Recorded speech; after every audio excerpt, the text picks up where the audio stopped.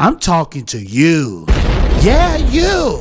Because it was people out there saying that Fatal J, it is no way there is bad reviews out there for Thor Love and Thunder. But check this out right here. Yeah, do you see that? And look, I never did give a freak about Rotten Tomatoes. But when you see a low score like that, a very low score, you're going to be in trouble, Marvel.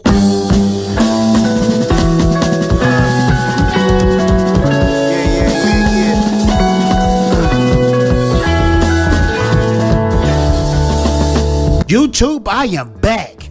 You know who it is. It's your boy Fatal J. Back like I left something, and I'm glad you here. And we're going to break down why Thor Love and Thunder is getting bad reviews. Things are not looking good for this show. And even Taika Waititi himself, and I know I just butchered his name, but Taika Waititi himself said it was hard to top Thor Ragnarok. He didn't understand why Thor Ragnarok was so good, and it was hard to follow up, and it looked like, judging by these critics, it's not going to be better. And I told you guys, when you try to put agendas in here and try to do this and do that to be political correct, you're going to have a bad story. But before we get into that, make sure to like, make sure to subscribe, and make sure to hit that notification bell. Because when you hit that notification bell, it makes your boy Fatal J feel oh so good and oh so swell. Also, hit that super thanks button by the like and dislike button so I can blow you up. Just like I'm about to blow up my Patreons and my members. Thank y'all so much for coming to the Fatal J Show and supporting my show. And one last thing that I need you to do before we crack into this video. Watch this video all the way from the beginning to the end, because it helps me in the algorithm. And guess what? It's free. Just like hitting that like button. It don't cost a thing. And I know you enjoy me making a fool of myself every day when I drop these videos. Thank you so much. Now let's get into it. So yeah, I was looking on the internets, the interwebs, and Thor Ragnarok does not have those reviews that people are looking for. I tried to tell you guys, a lot of people were saying, well, Fatal J, you always say things are trash and this show is trash and you never do brain proof. I brain proof all the time. And what I'm trying to show you guys, that this movie was not good. I can tell by the trailer. I can tell by the trailer alone. Looking at the wacky costumes, looking at the story of him trying to find himself, and all of a sudden Jane is the one with the hammer, came out of nowhere, didn't make sense at all. I knew it was going to be a travesty. Now, I haven't seen it yet. I might go to the movie theaters tomorrow, which I am, and I'm going to check it out, and I might like this film. But if you already see on Rotten Tomatoes that the critics are saying it's bad, and you know the critics are the shills.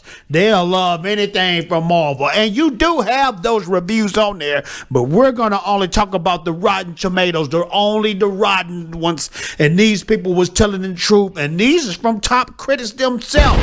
They said this movie did not add up. It didn't measure up. And this is the thing. Marvel is dropping the ball with these shows, these Disney Plus shows. I haven't even watched the Marvel Girl show, whatever her name is, Marvel Girl or whatever. I'm not even watching that. And the thing about me, when I watch Disney Plus, when I watch Marvel, I'm going to the Star Wars and the Marvel shows, but I just don't have it in me to watch this show because it's mediocre.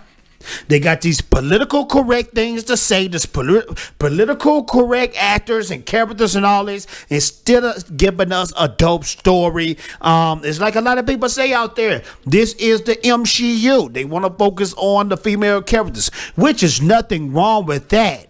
But when you put those agendas in there and say this woman is better than this male, well, guess what? Your stuff is going to flop. And people right now are living in rough times. They want to see good stories. They don't want to see some crap on there. They don't want to see crap that reminds them of the real world. They want to see fantastic stories, and they want to see something that escapes their mind, where they can escape reality enjoy a good story for an hour or two and keep it moving.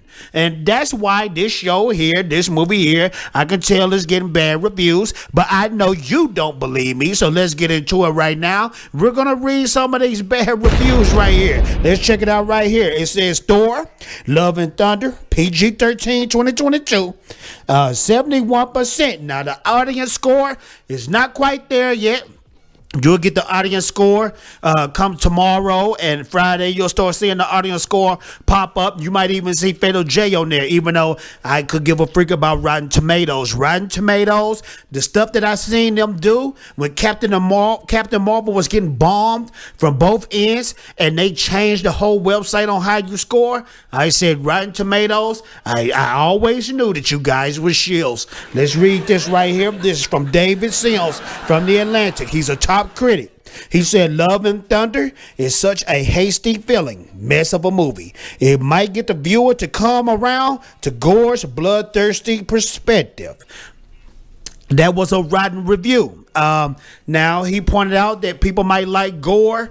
And let me tell you something. Yes, you do need a good villain in a show. You need a good villain in a movie, but a good villain does not carry the whole movie. I could predict that myself. Christian Bale out of that whole cast is a top tier actor, so I knew he was going to bring the pain automatically. But like this guy says, everything else is straight trash and straight boo boo. Now let's get into it and look at the next one.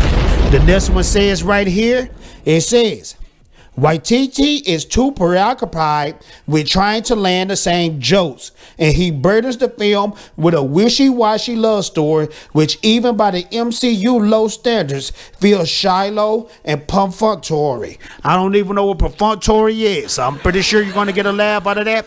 But that's the thing about Taika Waititi. He's not original. It's always these lame, corny jokes. Even if you go all the way back to Green Lantern when he was in there, them same jokes that he think is funny.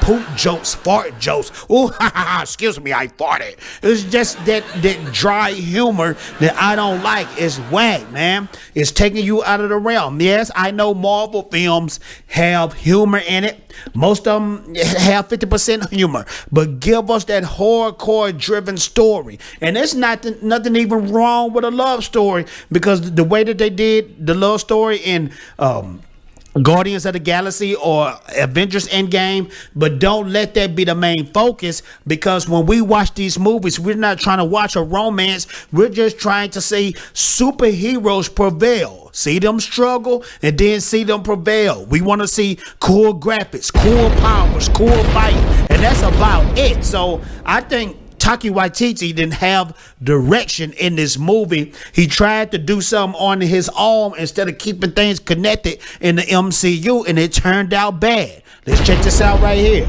This is from Linda and Al Lerner. They says, let's hope Marvel can move past this misstep and pump up the Love and Thunder with more than a weird Zeus, Hemsworth's butt, and screaming ghosts.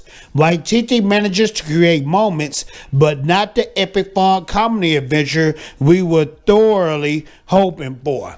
The corny stuff we saw in the trailer is probably predominantly in this show. Oh man, Thor's butt. I can't believe that, man. It's just, these whack stuff. And what did it say right here? It says, weird Zeus. I knew they was going to drop the ball with Zeus. You could have did something so magnificent where we see Thor versus Zeus, the Greek mythology god. You could have seen a hardcore battle, but I knew at the end of the day they was going to drop the ball.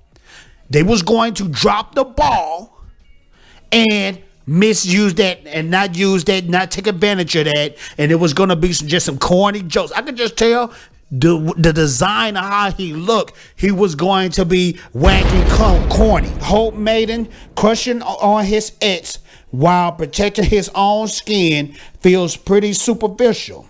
It's a slight premise with weak stakes. You got Joe Passmore. He says Marvel's campiest entry yet, but sadly ventures too far into priority.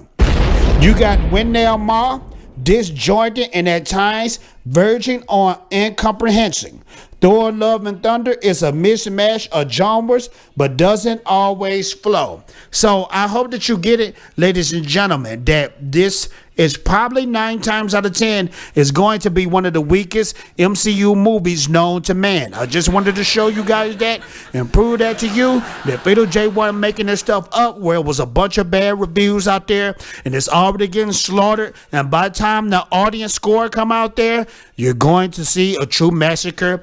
And guess what, ladies and gentlemen, I'm going to love it, because whenever it's a big massacre like that, they lose money and it makes them revamp themselves, get better writers, and get things cracking. You guys get back at your boy Fatal J. You let me know in the comments, do you think these are just bad reviews, people that just being opinionated, and it's going to turn out to be a good movie, or do you believe these bad reviews? Get back at your boy Fatal J. Make sure to like, make sure to subscribe, make sure to hit that notification bell.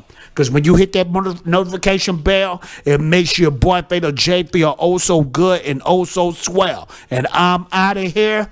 Ninja. Bad.